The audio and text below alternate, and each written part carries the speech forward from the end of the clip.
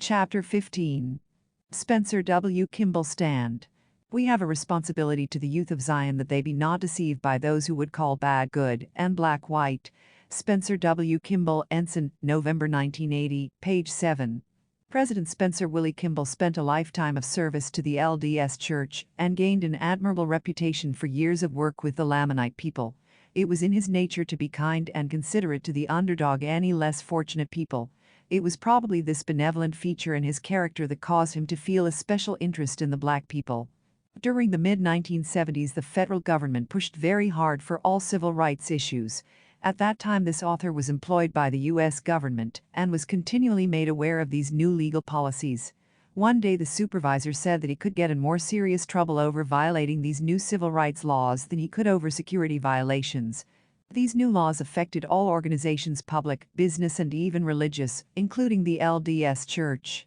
With 2 lawsuits pending against the LDS Church and 1 against himself, President Kimball felt tremendous pressure to find a way to give the priesthood to the blacks, thus avoiding legal disputes in the courts.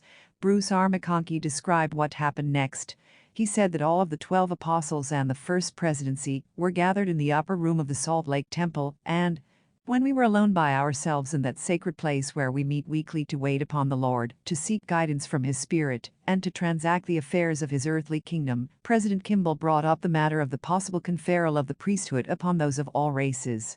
This was a subject that the group of us had discussed at length on numerous occasions in the preceding weeks and months. The president restated the problem involved, reminded us of our prior discussions, and said he had spent many days alone in this upper room, pleading with the Lord for an answer to our prayers. The New Revelation on Priesthood. Bruce R. McConkie, Priesthood, page 127. President Kimball prayed and asked that we might receive the Lord's word. It appears that President Kimball had been praying for weeks and even months for an answer, but did not get one, so now he came to all the other authorities, so we might receive the Lord's word. He expressed the hope that we might receive a clear answer one way or the other, so the matter might be laid to rest. Ibid. Page 127. It is not the duty of the 12 apostles to get revelation for the guidance of the church, only the president is to receive that. CD and C 43 2-3. Therefore, the community sort of revelation they said happened was, in the first place, doctrinally incorrect and out of the order of the church. It is difficult to get a clear picture of what kind of revelation they claim to have received. Elder McConkie admitted, there is no way to describe in language what is involved. This cannot be done. Ibid. Page 135. If this is the case, then this 1978 revelation is one of the strangest ever recorded. It can't even be described or explained. Thus many contradictory accounts began to circulate, all of which were dismissed by Bruce McConkie. There have been revelations given in various ways on other occasions. The Father and the Son appeared in the sacred grove. Moroni, an angel from heaven, came relative to the Book of Mormon and the plates, and relative to instructing the prophet in the affairs that were destined to occur in this dispensation. There have been visions, notably the vision of the degrees of glory. There may be an infinite number of ways that God can ordain that revelations come. Ibid. Page 133. Latter-day Saints have a complex. Many of them desire to magnify and build upon what has occurred, and they delight to think of miraculous things. And maybe some of them would like to believe that the Lord Himself was there, or that the prophet Joseph Smith came to deliver the revelation, which was one of the possibilities. Well, these things did not happen. Ibid. Page 135. Elder McConkie gave us a description of many ways that revelation can come to prophets and apostles, but admitted that none of them occurred on this occasion. Rather, it was in the form of a letter dated June 8, 1978, and was written to all general and local priesthood officers of the Church of Jesus Christ of Latter-day Saints throughout the world, over the signatures of Spencer W. Kimball, N. Eldon Tanner, and Marion G. Romney.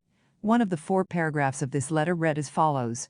He has heard our prayers, and by revelation has confirmed that the long-promised day has come when every faithful, worthy man in the Church may receive the holy priesthood, with power to exercise its divine authority, and enjoy with his loved ones every blessing that flows therefrom, including the blessings of the temple.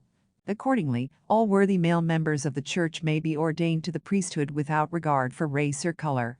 Priesthood leaders are instructed to follow the policy of carefully interviewing all candidates for ordination to either the Aaronic or the Melchizedek priesthood to ensure that they meet the established standards for worthiness. First Presidency Letter, June 8, 1978. On June 9, 1978, the First Presidency of the LDS Church made a public statement to the news media. Even though this was just a public announcement, church leaders began to act upon it before it had been presented to church members for voter approval. This procedure was against the law and order of common consent in the church, which stated that any revelation, any program, and any person nominated for offices in the church must have the vote and approval of its members.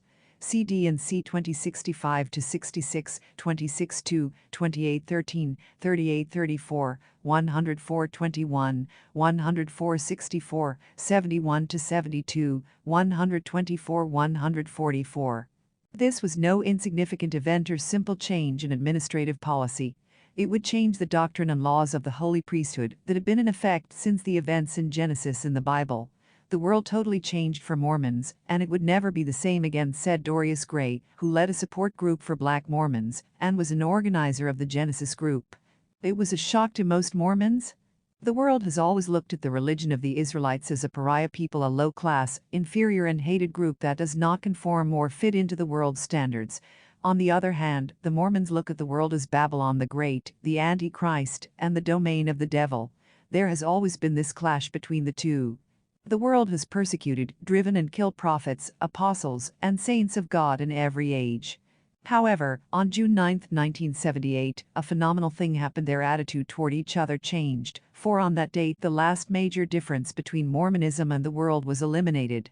Mormonism could now secure respectability and recognition from the rest of the world because their major social, economic, and religious ideals were similar to those of other religions, and we could now be considered as compatible brothers.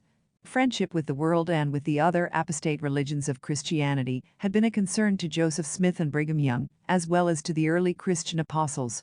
James wrote, "Know ye not that the friendship of the world is enmity with God? Whosoever therefore will be a friend of the world is the enemy of God." James 4:4, the prophet Joseph Smith said that the world always mistook false prophets for true ones, and those that were sent of God they considered to be false prophets, and hence they killed, stoned, punished and imprisoned the true prophets. TPJS, page 206, and Brigham Young said, "There is nothing that would so soon weaken my hope and discourage me as to see this people in full fellowship with the world, and receive no more persecution from them because they are one with them.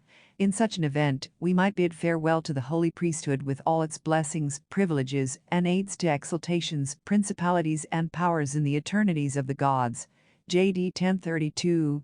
In an effort to reconcile these two different positions regarding blacks and the priesthood, Bruce R. McConkie explained that church members must forget all past restrictions and laws and even the scriptures. Forget everything that I have said, or what President Brigham Young or President George Q. Cannon or whosoever has said in days past, that is contrary to the present revelation. We spoke with a limited understanding and without the lighted knowledge that now has come into the world. We get our truth and our light line upon line and precept upon precept. We have now added a new flood of intelligence and light on this particular subject, and it erases all the darkness and all the views and all the thoughts of the past. They don't matter anymore. It doesn't make a particle of difference what anybody ever said about the Negro matter before the first day of June 1978. It is a new day and a new arrangement, and the Lord has now given the revelation that sheds light out into the world on this subject. As to any slivers of light or any particles of darkness of the past, we forget about them. We now do what Meridian Israel did when the Lord said the gospel should go to the Gentiles. We forget all the statements that limited the gospel to the house of Israel, and we start going to the Gentiles. Bruce R. McConkie, Priesthood, page 132. This was a very large order for the saints to forget everything in the scriptures or what the prophets had previously said about priesthood and lineage.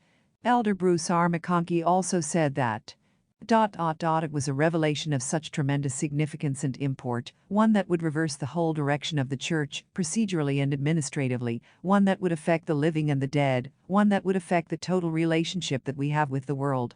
Ibid. Page 134. Two major factors in this statement need to be seriously considered. 1. If it reversed the whole direction of the church, it makes us wonder if the church had previously been going in the wrong direction. Or had it been going in the right direction and now it is going in the wrong? 2. It would affect the total relationship that we have with the world, which would mean that the gospel restored through the prophet Joseph had been opposed by the world, but now it would be unopposed by them. Either the world has changed or else we have. This year was the 20th anniversary of this 1978 announcement, and on June 8, 1998, the Salt Lake Tribune reported that 100 people packed the Assembly Hall on Temple Square to celebrate the 20th anniversary of lifting a 126-year-old ban on black men receiving the priesthood. Elder Alexander B. Morrison, of the First Quorum of the 70, said it proves that God does not care about race or ethnicity, only righteousness. Those things have no meaning to him. He plays no favorites with his offspring. How could he if he is the true God? This implies that the God of the Old and New Testaments, the Book of Mormon, Doctrine and Covenants and Pearl of Great Price, is a different God from the one that is worshipped by the Church now. Since the beginning of this world, God has had selected families to carry on his priesthood. God had a chosen people then, but apparently now he does not. Has God changed, or have we?